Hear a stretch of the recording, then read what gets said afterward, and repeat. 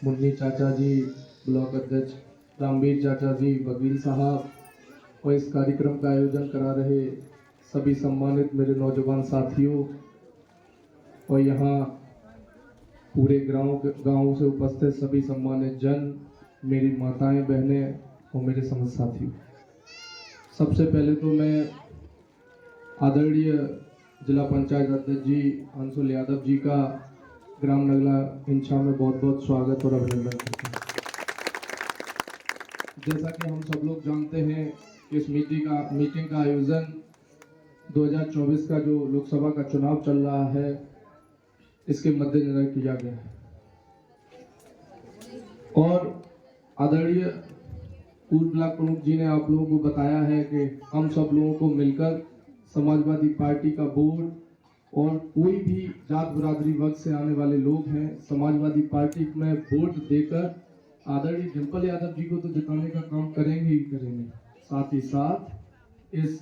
देश को मजबूत करने का काम करेंगे, इस प्रदेश को मजबूत करने का काम करेंगे और इस संविधान को बचाने का भी काम करेंगे। जैसा कि हम सब लोग जानते हैं कि ये चुनाव अब एक आम चुनाव नहीं रह गए, ये चुनाव केवल लोकसभा का चुनाव नहीं है, ये आदरणीय डिंपल यादव जी को जिताने का चुनाव नहीं रह गया। सच कहूं तो ये चुनाव अब जो अपने आने वाली पीढ़ी है उसके भविष्य को सुरक्षित करने का चुनाव भी बन गया है और जो युवा साथी हैं जो चाहते हैं कि मुझे भविष्य में रोजगार मिले,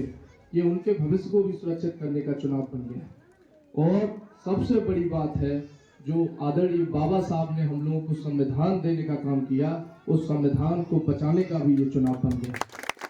संविधान को जब बचाने की बात आती है तो संविधान का बचाने से मेरा उद्देश्य सिर्फ आरक्षण से नहीं है।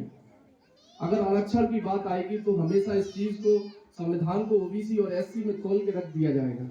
इस संविधान को बचाने का मतलब है कि जो बाबा साहब के द्वारा हम लोगों को मौलिक अधिकार दिए हुए और वो मौलिक अधिकार कोई ओबीसी या एससी बिरादरी के नहीं है, वो मौलिक अधिकार हर उस व्यक्ति के हैं जिसने इस हिंदुस्तान के अंदर जन्म लिया है, चाहे वो जनरल कास्ट से आता हो, जो ओबीसी कास्ट से आता हो, तो एससी कास्ट से आता हो। तो मैं सभी वर्गों से कहना चाहता हूँ कि इस बार हम लोगों को अपने मौलिक अधिकार बचाने के लिए साइकिल के सामने वाला बटन इतना दबाना है कि जो पहचान है आज जो ये जसवंत नगर है, ये समाजवादी पार्टी की पहचान है। आज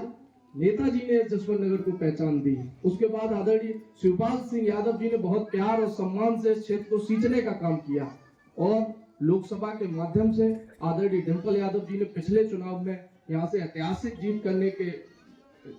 जीत जो हम सब नेताओं के प्रयास से जो ऐतिहासिक जीत उन्हें मिली, इसी जीत के कारण ये जसवंत नगर और मैनपुरी लोकसभा को आज पूरा देश जानता है।